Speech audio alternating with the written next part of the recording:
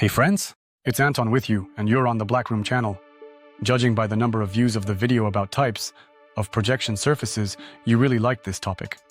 I want to discuss the types of projection screens for home theaters and beyond. Learn about existing types and choosing the right screen for your home theater. By watching this video, you'll find out what types of projection screens exist, and you'll know which to choose for your home theater. And you'll understand which screen to choose for your home theater. Let's go!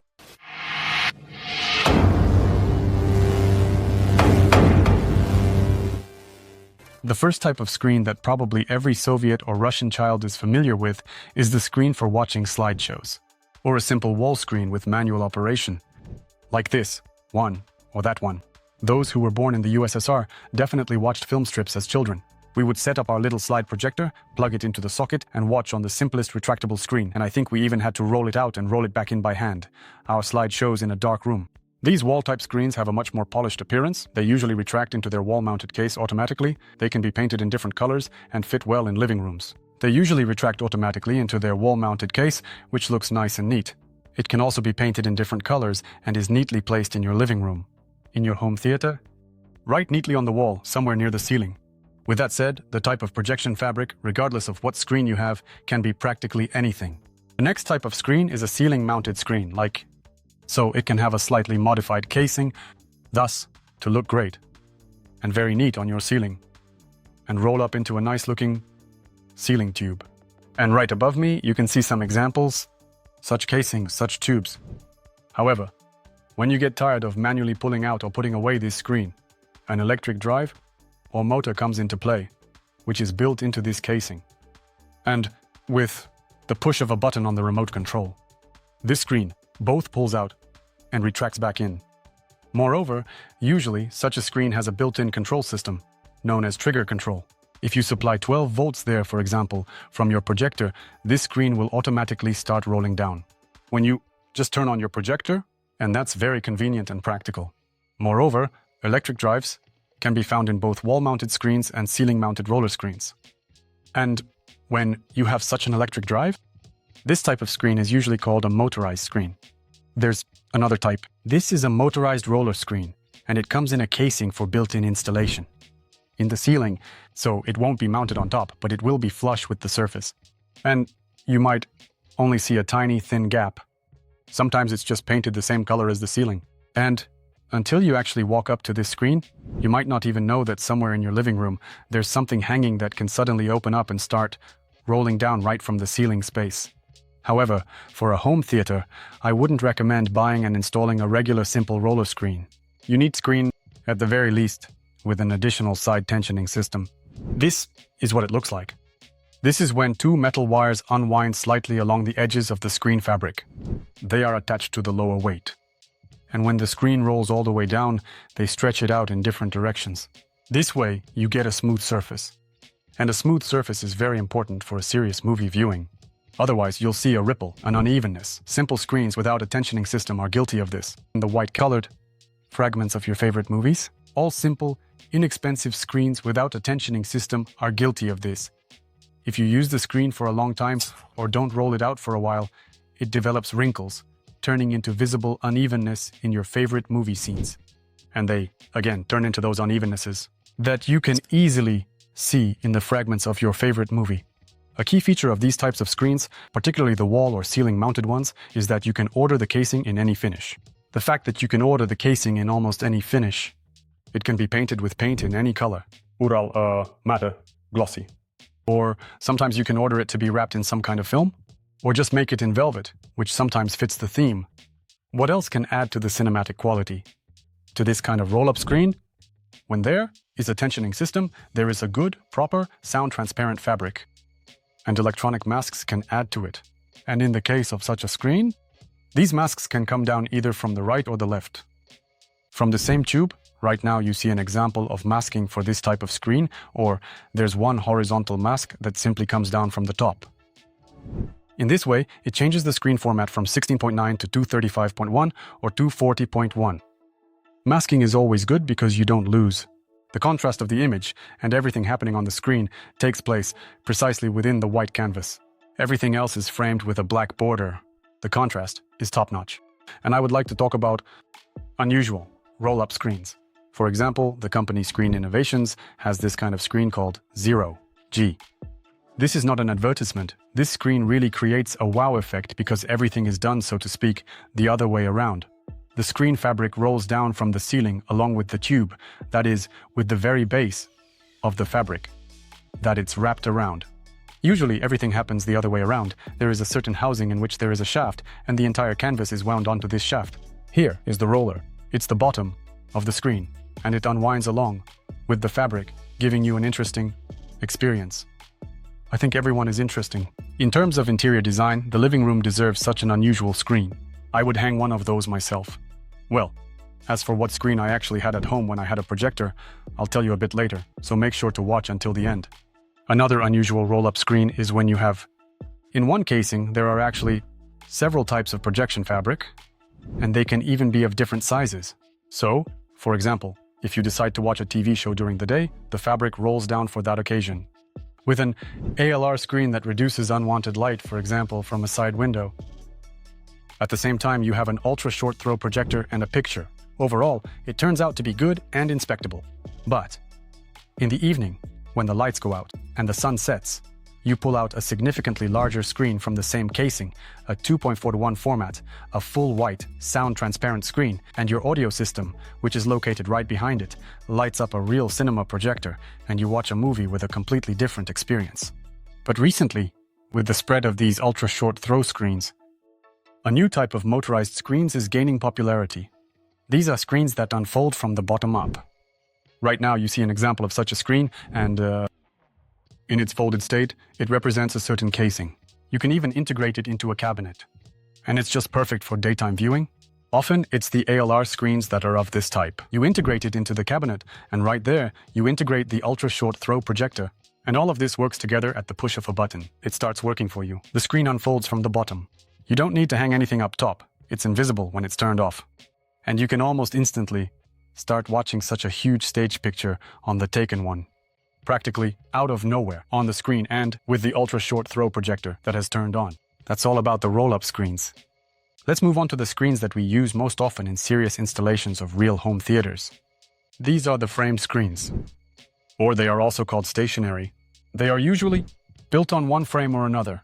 Projection fabric stretched, screen stays, projection fabric, and this screen always stays in place. It doesn't go anywhere. It doesn't get taken away, it doesn't roll up. You can see a classic projection screen. I love it when such a screen can be closed off in a home theater. Then it certainly adds a bit of charm and a kind of theatrical flair. Right now behind me, you can see what you might call the most classic stationary projection screen. It's on a thick velvet frame which, first of all, adds drama, adds a cinematic feel, and works really well with the limitations exactly of the projection of this visual field. It completely eliminates all the stunning light spill. And if something suddenly starts to go a little out of frame, you won't even notice it. However, in theaters, screens with a significantly thinner frame can be used. For example, there, 10/8 cm. That's also perfectly fine. But it's the large, thick frame that adds a nice border to the picture, and it really looks very impressive. The screen fabric in screens of this type is usually stretched very tightly. A special tensioning system often uses certain springs that stretch it in all directions.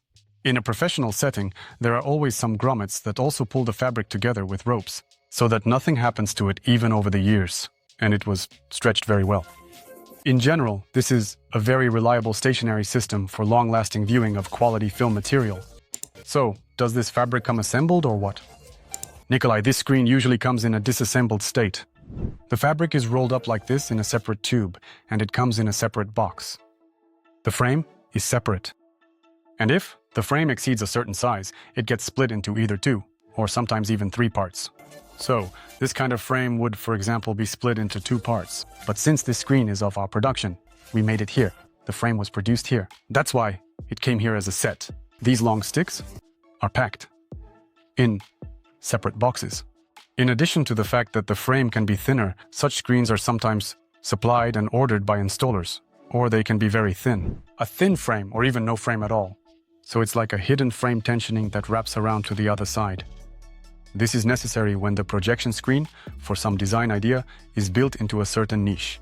And essentially, The frame of this screen will be the decorative finishing that is then put on all sides over it.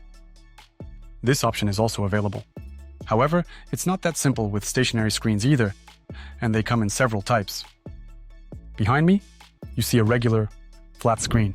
So its frame is not curved in any way. It is essentially a flat surface and a flat picture. Accordingly, the fabric itself is flat and stretched in one plane. But you have probably all seen and know that there are screens, so-called curved ones.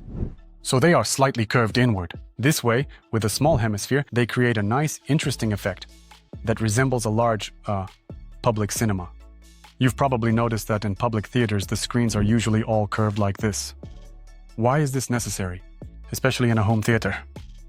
This is only needed when you put an anamorphic lens on your projector. Anamorphic lens does one simple thing. It optically converts your 16:9 image into a 2.35.1 format, meaning it stretches it evenly. That was it.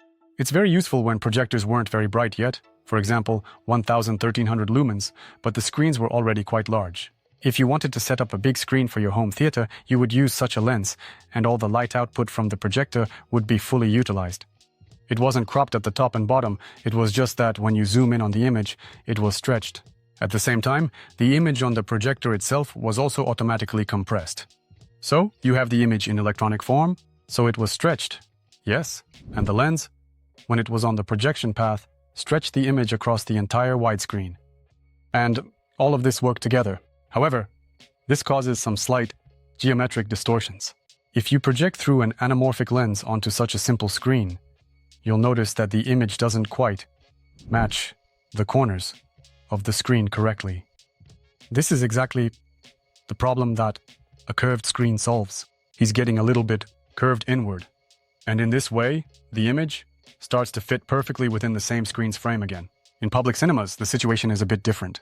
It started off pretty much the same way. So, the film has a specific format. It's 4:3 or something like that. And to shoot widescreen films and then show them, they specifically used anamorphic lenses. At first, when shooting on regular film, the image was kind of compressed, and then during the movie screening in your cinema, an anamorphic lens was also used there, and it stretched the image from the film to fill the entire widescreen frame. There's also the factor that when you have a very, very large screen, the distance really becomes important.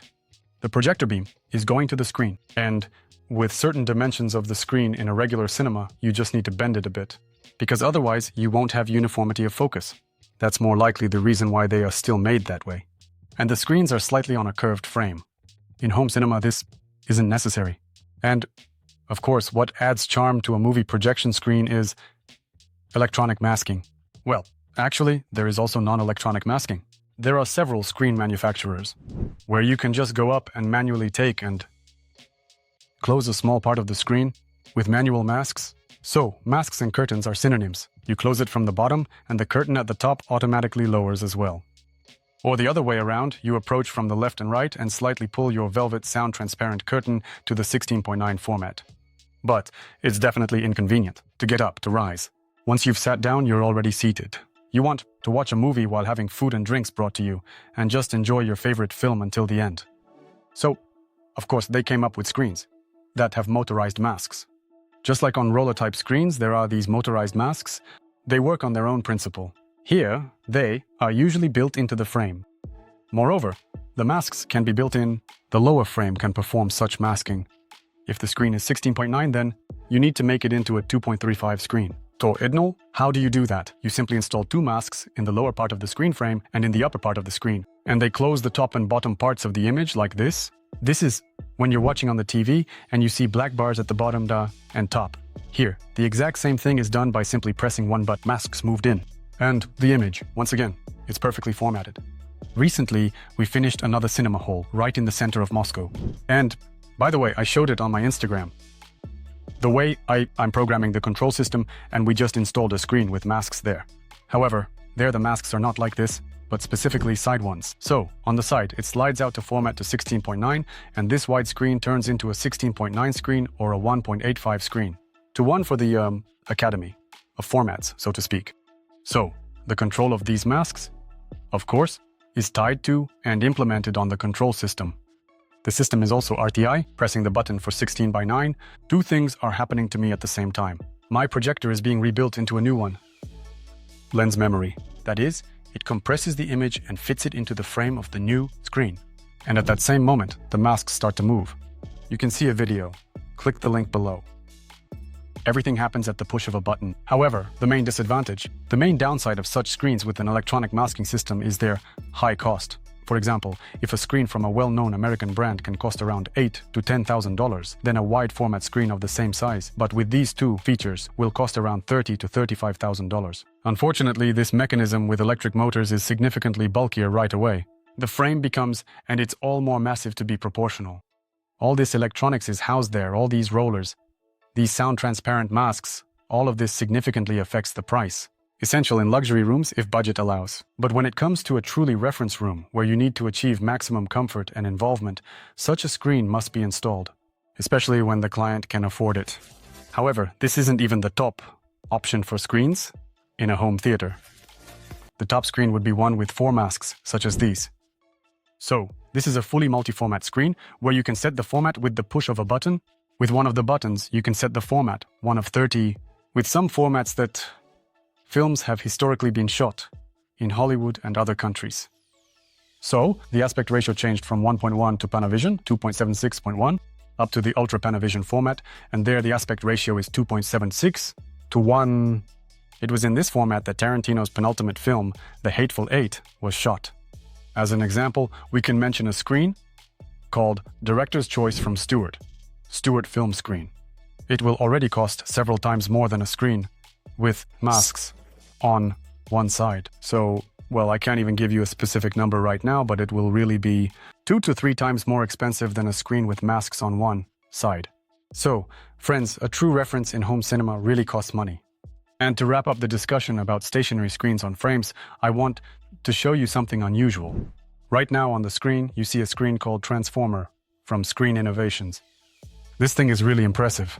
When I first saw it at the exhibition about 2 years ago, I really couldn't believe it. I was amazed that the guys even thought of doing something like this. And they really turned it into a commercial product. With this screen, everything is kind of the opposite. Just like with the 0G screen, which rolls out with the tube, here the screen format changes right along with the frame. So you take the frame, and it starts to slide in, kind of entering inside the center of the screen on the left and right. It's kind of like a sword sliding into its sheath. And at the same time, the left and right sides of the screen are being rolled up and tensioned. It looks, first of all, really unusual and interesting, and creates the same wow effect. Well, as I promised to tell you, it's a bit embarrassing to admit, but I had a homemade screen on a frame at home, made from a special aluminum profile and Bana fabric that has a black inner layer. It definitely doesn't let any light through. And I built this screen with my own hands. It was about 180 centimeters wide.